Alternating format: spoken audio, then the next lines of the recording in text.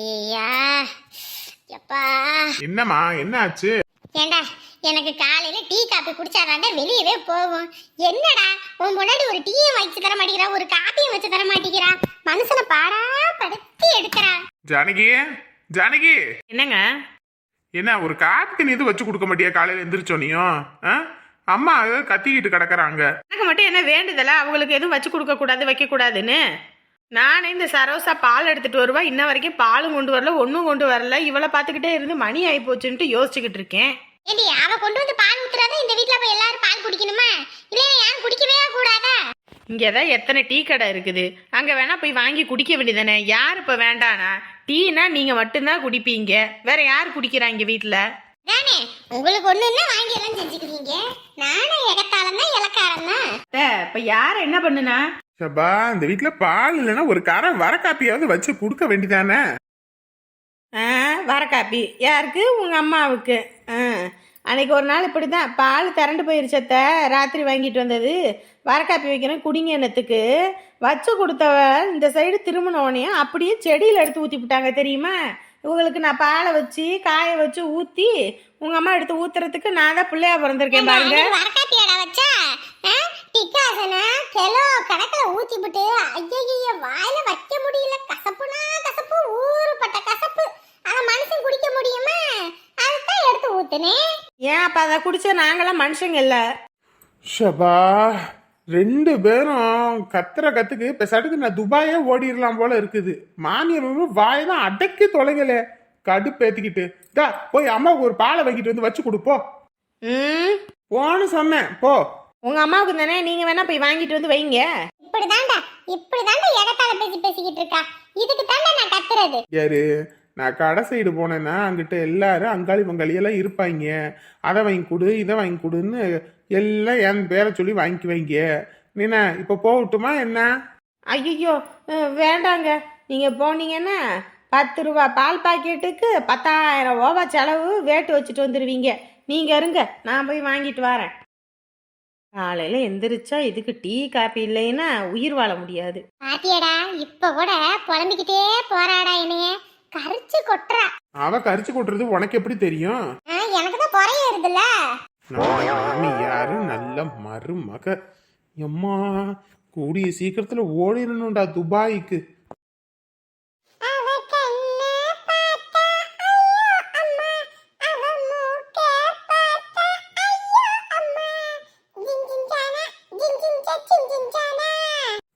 எரும மாட்டு பையன் அதை சாணியெல்லாம் போட்டு அப்படி அப்படியே கிடக்குது. அதை அள்ளி போடுவான். இப்போன்னு எதுவும் இல்லாம இப்படி உக்காந்து கிடக்குறானே. இடே வர்கீஸ், டேய்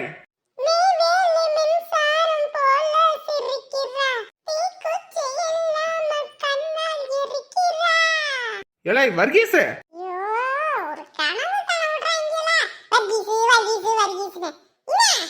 என்னடா பெத்தா தகப்பனை பத்தி இன்னாவான் இன்னா எட்டிக்கிட்டு மிதிச்சேன்னு வையி. ஏண்டா மாட்டு கொட்டையெல்லாம் கூட்டாம கிடக்குது, பாலை கறந்து ஊத்தல, அங்க மாட்டு சாணி எல்லாம் அப்படி அப்படியே வதன்னு கிடக்குது ஈம வச்சுக்கிட்டு. இந்த மாடுகள்லாம் கத்திக்கிட்டு கிடக்குது, கட்டவும் இல்லை ஒன்னும் இல்லை, ஒரு தண்ணி காட்டல. என்னடா நீ பாட்டுக்கு இப்படி உக்காந்துக்கிட்டு இருக்கிறவன்? ஏண்டா உங்க ஆத்தா இருந்தானா நம்மளை எதிர்பார்க்காம அவளே எல்லா வேலையும் இழுத்து போட்டு பாத்துருவாடா. இப்ப அவளும் வேற இல்ல, நம்மளே எல்லா வேலையும் இழுத்து போட்டு பார்த்தாகணும்டா. இல்லைன்னா அவ்வளவுதான். நான் வந்தா ஆஞ்சு போடுவா ரெண்டு பேர்த்தையும். விளக்கமாத்த எடுத்து வெறி எடுத்து அடி வெளுரோட்டி வீட்டை விட்டு துரத்தி போடுவாடா. போடா போய் வேலையை பாரு.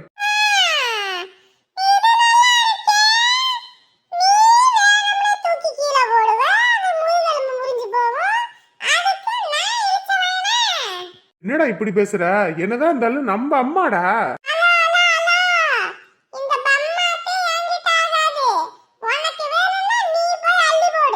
அப்படியா? சரி சரி சரி, அப்படியா? நானும் அள்ளி போட மாட்டேன், நீ அள்ளி போடாத. உங்க ஆத்தா வரட்டும், நல்லா அடிச்சு வீட்டை விட்டு துரத்து வா, அப்புறமேட்டுக்கு தெரியும்டி.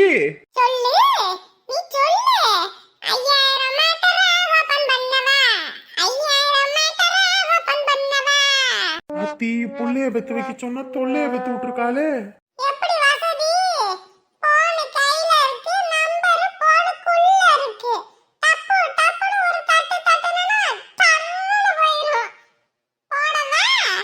ஏய் கம்முன்னு இருடா. கடுகு சின்னது காரம் சிறுசா இருக்குன்னு நினைக்காதப்பா. கடுகு சிறுசுனாலும் காரம் பெருசு. இவளை புள்ளன்னு எப்படித்தான் பெத்து தொலைஞ்சான்னு தெரியல. இது உலகமாக கேடி புள்ளையா இருக்கே. ஐயோ, 5000க்கு ஆசைப்பட்டு 50,000 செலவு பண்ண வச்சுவிட்டோமே. இவ ஆஸ்பத்திரியில் போய் உக்காந்துக்கிட்டா. இப்போ எல்லா வேலையும் நம்மளே செய்யணும். எரும மாட்டு பையன் ஒரு வேலையும் செய்ய மாட்டேங்கிறானே. மொத்த வேலையும் செஞ்சு எடுக்கிறதுக்குள்ள போதும் போதும் ஆயிருமே. இப்போ ஆறுமுகமாவது இங்கே இருந்திருந்தானா ஏதாவது வேலை வெட்டி பார்ப்பான். அவனும் அம்மா அம்மானு ஓடிட்டான். இப்போ மொத்த வேலையில நானே இல்லை பார்க்கணும். என்ன பார்வை? பார்க்காத, என்ன பார்க்காத, நான் வேலை செய்ய மாட்டேன் பார்க்காத. மாட்டிக்குவ, நீ மாட்டிக்குவ, 5000 மாட்ட தெரிஞ்ச மாட்டிக்குவ. அம்மா மட்டும் வீட்டுக்கு வந்தா விளக்கமாறடி கன்ஃபார்மு. சாணி அள்ளி போடுறியா இல்ல போன போடட்டுமா? யாருக்கிட்ட இந்த வர்க்கீஸ்கிட்டேவா? செஞ்சிடுவேன். என்னாச்சு? எதுக்கு அரவிந்த் கோவிலுக்கு வர சொன்னா? நான் ஓப்பனாக கேட்குறேன், உனக்கு என்ன பிடிக்குமா? என்ன பிடிக்குமா? நீ தான் எனக்கு எல்லாமே. அப்புறம் என்ன இந்த கேள்வி? என் கூட வந்துடுறியா? என்ன பேசுற நான் உண்மையாக தான் கேட்குறேன். என் கூட வந்துடுறியா? அரவிந்த்? அக்கம் பக்கத்தில் யாருக்காவது காதில் விழுந்துச்சு அவ்வளோதான், பெரும் பிரச்சனையாக போயிடும். அதுவும் எங்கள் அப்பாவுக்கு தெரிஞ்சது, ஐயோ வேண்டவே வேண்டாம். கம்முன்னு இரு, வாயை வச்சுட்டு. இங்கே பாரு, நீ என் கூட இப்போ வந்து ஆகணும். ஐயோ, நீ என்ன பேசிட்டு இருக்க? தயவு செஞ்சு நான் சொல்கிறத கேளு. நீ அத்தையை கூட்டிகிட்டு வரதுக்கு தானே போனேன். அங்கே போய் அத்தையை கூட்டிகிட்டு வராமல் நீ இங்கே வந்து என்ன பேசிகிட்டு இருக்க? ஆ? அத்தையாவது நீ தான் அத்தை அத்தைன்னு சொல்கிற. ஆனால் எங்கள் அம்மா அப்படி இல்லை, வேற மாதிரி யோசிக்குது. என்னடா, எதுவாக இருந்தாலும் நம்ம நல்லதை பற்றி தான் நம்ம பெற்றவங்க யோசிப்பாங்க. எங்கள் அம்மா என் நல்லதை பற்றி என்னை பற்றி யோசிச்சிருந்தா எல்லாமே ஓகேவா இருந்திருக்கும். ஆனால் எங்கள் அம்மா அதனோட சந்தோஷத்தை பற்றி யோசிச்சா அப்புறம் நான் என்ன சொல்ல முடியும்? டேய், நீ ஒன்றும் பேசுகிறதே எனக்கு புரியல. எதுவாக இருந்தாலும் தெளிவாக சொல்லு. நான் தெளிவாக கேட்குறேன், நீ என் கூட வந்துருவியா? அதுக்கு தான் 3 மாதம் வெயிட் பண்ணு, வீட்டில் வந்து நீ பேசுகிறேன்னு சொல்லியிருக்கல, அப்புறம் என்ன? நான் கேட்குற கேள்விக்கு மட்டும் நீ பதில் சொல்லு. கத்தாத, அக்கம் பக்கத்தில் இருக்காங்க ஆளு, காதில் கீது விழுந்தா பெரும் பிரச்சனை ஆயிடும். பிரச்சனை வம்புலாம் அடுத்த பட்சம். இப்போ பெரும் பிரச்சனையில மாட்டிக்கிட்டு இருக்கோம். இப்போ நீ என்ன சொல்ற? முதல்ல நீ என்ன அங்கே நடந்துச்சுன்னு சொல்லு. என்ன நடந்துச்சா? சொல்லுப்பா சொல்லு. இத்தனை வருஷம் உங்க அப்பா மாதிரி ஒரு ஆளோட குடும்பம் நடத்தி உன்னைய வளர்த்து இம்புட்டு தூரம் ஆளாக்கிட்டேன். இதுக்கப்புறமும் அந்த வீட்டில் அந்த மனுஷனோட என்னால வாழ முடியாது. நான் அங்க வந்து வாழணும்னா என் மருமவ தங்கத்தை நீ கல்யாணம் பண்ணி ஆகணும். அப்படி இல்லைன்னா எனக்கு அந்த உறவும் வேண்டாம், வேற எதுவும் வேணாம். நான் செத்து போயிடுறேன். போதுமா? என் மருமவளை நீ கல்யாணம் பண்ணிக்கிறேன்னு சொல்லி சத்தியம் பண்ணு. அப்பதான் நான் வருவேன். இல்லைன்னா எக்காரணத்து கொண்டு நான் வரமாட்டேன். என் பொண்ணு தான் அங்க வரும். அப்படி போடு. என் தங்கச்சியா கொக்கா இப்பதான் மனசு தெளிவா இருக்கு. ஏங்க, உங்க தங்கச்சிக்கு இந்த அளவுக்குலாம் விவரம் இல்லையே. என்ன நீங்க எதுவும் சொல்லி கொடுத்தீங்களோ இப்படி பேசு இப்படி பேசுன்னு? நேற்று ராத்திரி உட்காந்து பேசிக்கிட்டு இருந்தது இதுதான். எப்படியும் மாப்பிள்ளை வருவாரு, வரும்போது நீ இப்படி பேசு. நீ இதை சொன்னோனையும் மாப்பிள்ளை மனசு மாறிடுவாரு. ஏன்னா மாப்பிள்ளை உன் மேல உயிரே வச்சிருக்காருன்னு இருக்கேன். அதனால சத்தியம் பண்ணிடுவாரு. நீ கவலைப்படாத. நம்ம புள்ளையோட ஆசையை நிறைவேற்ற வேண்டியது இந்த அப்பனோட கடமை. ஆமாங்க, இந்த மாதிரி ஆஃபீஸர் உத்தியோகத்துல எல்லாம் மாப்பிள்ளை கிடைக்கிறது கொடுத்து வச்சிருக்கணும். அதுவும் இல்லாமல் இவங்க நமக்கு கீழே உள்ளவங்க, நம்ம பேச்சை நல்லா கேட்பாங்க. நம்ம பிள்ளைக்கு மாமியார் மாமனார் நாத்தனார் பிக்கல் புடுங்கல்னு எதுவும் கிடையாது. நம்ம புள்ள வச்சது தான் அங்கே சட்டம். நம்மளும் போகலாம் வரலாம். ஏண்டி, என் புள்ள வச்சது சட்டம் இல்லடி, என் புள்ள தான் அங்கே எல்லாம். இவ புருஷன் எல்லாத்தையும் அடிச்சு தொப்பாத்தி விட்டுவிட்டு என் மாப்பிள்ளையோட மொத்த இதுவும் நமக்கு தான். நீ கம்மனு இரு மாமா. எப்படியாவது சத்தியம் பண்ணிரு மாமா. உனக்காக நான் காத்துக்கிட்டே இருக்கேன் மாமா. சத்தியம் பண்ணு மாமா. ப்ளீஸ் மாமா, ப்ளீஸ் மாமா. சொல்லுப்பா, சத்தியம் பண்ணு, சத்தியம் பண்ணு. இத்தனை வருஷம் நான் உனக்காக எம்புட்டோ கஷ்டப்பட்டிருக்கேன். இந்த அம்மாவுக்காக இந்த ஒரு சத்தியம் பண்ண மாட்டியா? சொல்லு. இல்லைன்னா இப்பயே நான் செத்து போகட்டுமா? சொல்லுப்பா, சொல்லு. சொல்றியா இல்ல நான் செத்து போகட்டுமா? என் வாழ்க்கையே நீதான் அரவிந்த். உன்னை விட வேற என்னடா எனக்கு பெருசு இருக்கு? உன் சந்தோஷத்துக்காக நான் என்ன வேணாலும் பண்ணுவேன். உன் அம்மா ரொம்ப பாவம்டா. அவங்க மனசுல அவ்வளோ கஷ்டம் இருக்கு. ஆனாலும் உனக்காக மட்டும்தான் அவங்க வாழ்ந்துட்டு இருக்காங்க. நம்ம 2 பேரோட கல்யாணத்துக்கு அப்புறமும் அத்தையும் ரொம்ப நல்லா பார்த்துக்கணும்டா. அவங்க ஆரம்பத்தில் என்னை ஏற்றுப்பாங்களான்னு தெரியல. ஆனால் கண்டிப்பாக என்னோட குணத்துக்கு அவங்க ஏற்றுப்பாங்கன்ற நம்பிக்கை எனக்கு இருக்குது. அதுவும் இல்லாமல் சின்ன வயசுலேருந்து நம்ம எல்லாம் ஒன்று மண்ணா ஒரு இடத்துல வளர்ந்தவங்க. அதனால என்னை பற்றி அவங்களுக்கு நல்லாவே தெரியும்ல. மாமாவையும் அப்படியே மாற்றிடுவேன். சரிப்பா, சத்தியம் பண்ணுறியா இல்லையா? எம்மாடி, மாப்பிள்ளை சத்தியம் பண்ணலன்ற போதே தெரிய வேண்டாமா அவருக்கு இதுல விருப்பம் இல்லைன்னு? எதுக்கு விருப்பம் இல்லாதவரை போய் கெஞ்சிக்கிட்டு கிடக்குற? விடுமா, விடு. அவருக்கு உன்னை விட முக்கியமா வேற எதுவும் பெருசா இருக்கோ என்னவோ, அதனால கூட சத்தியம் பண்ணாம இருந்திருக்கலாம். ஆமா அண்ணி, விடுங்க. அவங்களுக்கு உங்களை விட முக்கியமானவங்க தான் நிறைய பேர் இருக்காக போல இருக்கு.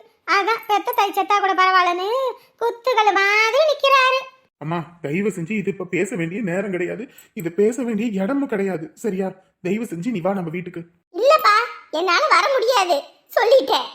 அம்மா, எதை எங்க வச்சு பேசணும்னு ஒரு விஷயம் இருக்குல்லம்மா. அது ஏமா உனக்கு புரிய மாட்டேங்குது? அதுவும் இல்லாம இது நம்ம வீடு கிடையாது. எப்பா, எனக்கு இது இப்பயே தெரிஞ்சாகணும்.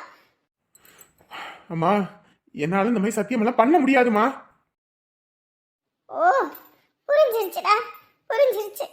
இத்தனை வருஷம் அந்த குடிகாரனை கட்டிக்கிட்டு ஆட்டியும் ஓத்தையும் மிதியும் வாங்கிக்கிட்டு இந்த ரத்தத்தை பாலா உருக்கி உனக்கு கொடுத்து உன்னை வளர்த்து இம்பட்டு தூரம் ஆளாக்குனதுக்கு நான் செத்தா கூட பரவாயில்ல, நீ வைராக்கியமா இருக்கல்ல. என்னப்பா பண்றது? உயிர் கொடுத்தது நானா இருந்தாலும் உங்க அப்பா குணத்தை காட்டிட்டல்ல. சரிப்பா, ரொம்ப எனக்கு மனசு குளிர்ந்து போச்சுடா, குளிர்ந்து போச்சு. என்ன டென்ஷன் படுத்தாதீங்கம்மா. இது இப்ப பேச வேண்டிய நேரம் கிடையாது. தயவு செஞ்சு நீங்க வீட்டுக்கு வாங்க. அவ்வளவுதான் நான் சொல்லிட்டேன். இப்ப வீடு கட்டிக்கிட்டு இருக்கோம். அந்த மனுஷன் இப்ப வீட்டுல இல்ல. உங்களுக்கு யாரும் குடைச்சல் பண்றதுக்கு இல்ல. உங்களை குடைச்சல் பண்றாருன்னா அந்த ஆளை கூட நான் வீட்டை விட்டு துரத்திடுறேன். தயவு செஞ்சு நீங்க வீட்டுக்கு வாங்க.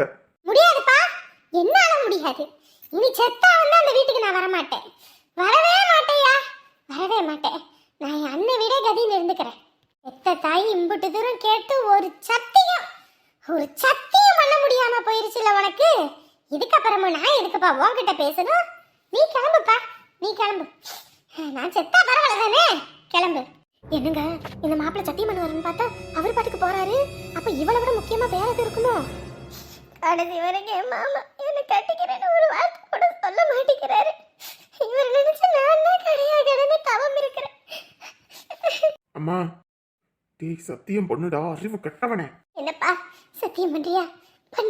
பண்ணியா பண்ணு. அம்மா, என்னை மன்னிச்சிருமா. இது அதுக்கான நேரம் கிடையாது.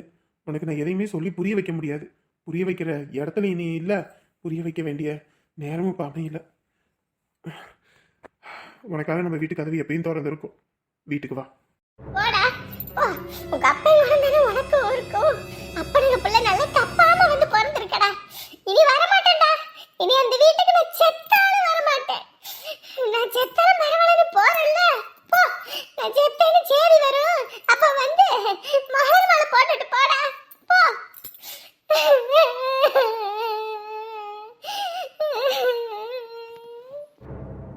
அரவிந்த், என்னடா சொல்ற? இவ்வளோ தூரம் நடந்திருக்கா? நீ அப்ப சத்தியம் பண்ணாம வந்துட்டியா? பின்ன டேய், அத்தை ஏதாவது பண்ணிட்டா என்னடா பண்றது? எனக்கு நம்பிக்கை இருக்கு அம்மா அப்படி எதுவும் பண்ணிக்க மாட்டாங்கன்னு. டேய், இவ்வளவும் நீ எனக்காகவா பண்ண? சின்ன வயசுலேருந்து உன்னில் பாதி நானும் என்னில் பாதி நீயும் 2 பேரும் வாழ்ந்துக்கிட்டு இருக்கோம். மற்றவங்கள மாதிரி நம்ம அங்கே சுற்றுறது இங்கே சுற்றுறது தப்பான எண்ணத்தோடு இன்ன வரைக்கும் பழகுனது கூட கிடையாது. என் அம்மா என்னைக்காவது இருந்தாலும் ஒரு நாள் உன்னை புரிஞ்சுப்பாங்க, மருமகளாவே ஏற்றுப்பாங்க.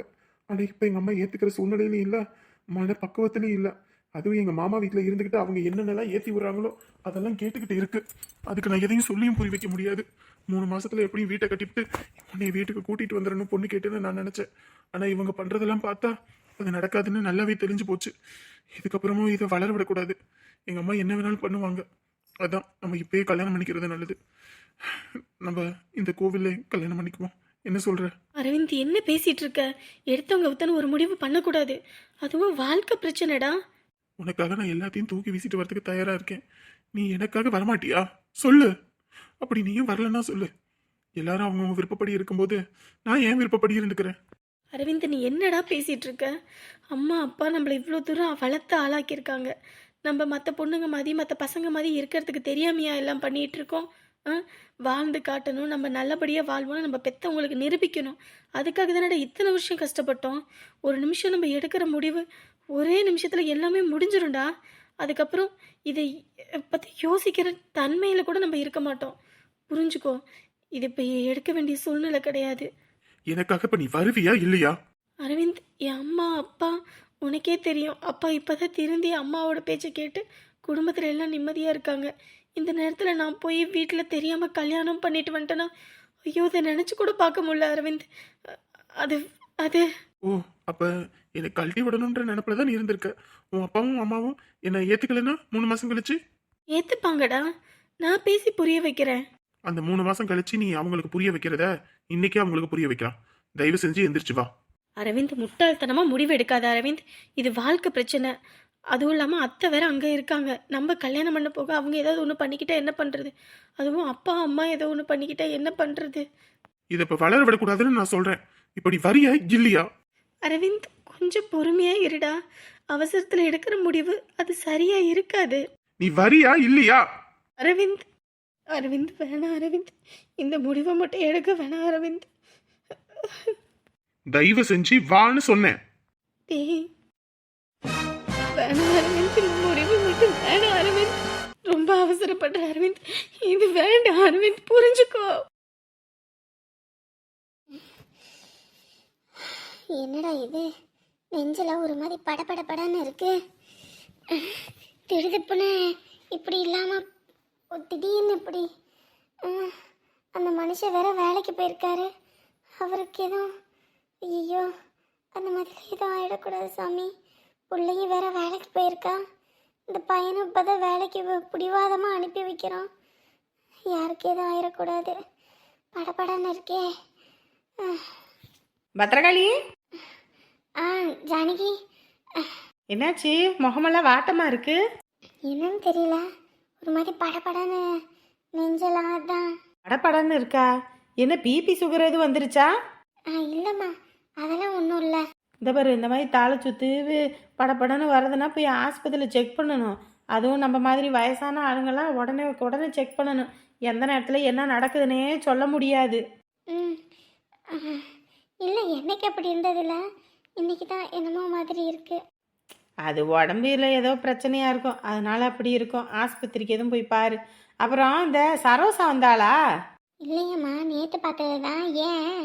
அதை ஏன் கேட்குற? காலையில் அவள் பால் வந்து ஊற்றுவான்னு பார்த்து பார்த்து பார்த்து பார்த்து கண்கள் பூத்து போச்சுன்ற மாதிரி ஐயோ அவள் வருவான்னு ஒரு வழி ஆயிட்டேன். இதில் என் மாமியார் வேற டீ காப்பி இல்லைன்னா அது காலையில் ஒரு வழி ஆக்கிரும் வீட்டையே. அவங்களுக்கு தான் வச்சு கொடுப்போன்னு பார்த்தேன், ஆளையே காணோம். அதுவும் இருந்து பார்த்தேன். அப்புறம் இப்போ தான் சரி பால் வாங்க போவோமேன்னு பார்த்தேன். இங்கேயும் வரலையா? இல்லையே ஜானகி, இங்கே வரலையே. இவ வேற ஆனா ஊனா லீவை போட்டுக்கிறா. அவன் வரலன்னா அவள் புருஷனாவது வந்து பாலை ஊற்றலாம். எதுவும் அர்ஜென்ட்டு வெளியே இது போயிட்டாங்களா என்னவோ தெரியலப்போ. எங்கிட்டாவது போயிருப்பா.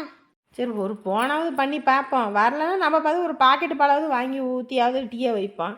அதுவும் இல்லாமல் இதுவும் இல்லாமல் இருந்துக்கிட்டு இருக்கோம். ஐயோ ஆண்டவனே, யாருக்கு என்ன பிரச்சனைன்னு தெரியலையே. படன்னு இருக்கே. போன் ரிங்கு போகுது, எடுக்க மாட்டேங்கிறாளே. ஹலோ, யாருங்க? ஹலோ, நான் ஜானகி பேசுகிறேன். சரோசா எங்கப்பா? நாங்க ஹாஸ்பிட்டல்ல இருக்கோம். ஹாஸ்பிட்டல்லையா? என்னாச்சு? யாருக்கு என்ன? இல்ல, அம்மா நேத்து கொஞ்சம் கீழே விழுந்துட்டாங்க. அது கொஞ்சம் முதுகு அடிபட்டுருச்சு. அதான் ஹாஸ்பிட்டல்ல வச்சு பார்த்துட்டு இருக்கோம். ஐயோ, அப்படியா? ஆத்தாடி, இப்போ பரவாயில்லையாப்பா? எந்த ஆஸ்பத்திரியில் வச்சுருக்காங்க? ஜிஹெச்ல இப்போ கொஞ்சம் பரவாயில்ல, பெட்ல சேர்த்துருக்கோங்க. அட கடவுளே, இம்புட்டு தூரம் ஆயிருக்கா? ஐயோ, சரிப்பா, நான் என்னன்னு பார்த்து வாரையா. சரிங்க. சரோசாவுக்கு முதுகில் அடிபட்டுருச்சான், ஆஸ்பத்திரியில் வச்சிருக்காங்களாமா. ஐயோ, இப்போ எப்படி இருக்காளாமா? அது ஏதோ பெட்டில் சேர்த்துருக்காங்க. நாங்கள் என்னன்னு வேற தெரியல. ஒரு எட்டு போய் பார்த்துட்டு தான் வரணும். அட ஆமா, நமக்கெல்லாம் எல்லா விஷயத்துக்கு வருவா. எப்படி அடிபட்டிருக்கு என்னன்னு வேற தெரியலையே. எத்தனை மணிக்கு போவோம்? வீட்டில் சோறு குழம்புலாம் பொங்கியாச்சு. இந்த மாமியாருக்கு இந்த பாலை மட்டும் வாங்கி ஒரு காப்பி தண்ணியை வச்சு கொடுத்துட்டு வந்துடுறேன். கிளம்பி ஒரு ஒட்டம் தானே ஓடிட்டு வந்துடுவோம். சரி ஜானகி, நமக்குன்னா எல்லாத்துக்கும் வந்து நிப்பா. ஆமாம்மா, அன்னைக்கு என் பிள்ளைய பாம்பு கொத்தினப்ப கூட அவள் தான் இருந்து எல்லாமே பார்த்துக்கிட்டு இருந்திருக்கா. அப்படியெல்லாம் பண்ணிவிட்டு இன்றைக்கி அவளுக்கு ஒரு பிரச்சனைனே நம்ம போகாமல் இருக்க முடியுமா? அது ரொம்ப பெரிய பாவமில்ல. ஒரு எட்டு போயிட்டு தான் வந்தாகணும். காதில் கேட்டாச்சு. ஆ, நான் வண்டியை எடுத்துகிட்டு வந்துடுறேன். கிளம்பு, ஒரு எட்டு ஓடிட்டு வந்துடுவான். பஸ்ஸில் எல்லாம் போனால் போயிட்டு வர காரியம் இல்லை. ஆ சரி ஜானகி, நானும் இந்த கிளம்புறேன். ஐயோ, இவளுக்கு இப்படி ஆகுறது தான் நமக்கு படப்படன்னு வந்திருக்குமோ? இவளுக்கு இப்படி ஆக போகுதுன்றது தான் எனக்கு இப்படி காட்டியிருக்குமோ? என்னன்னு தெரியலையே.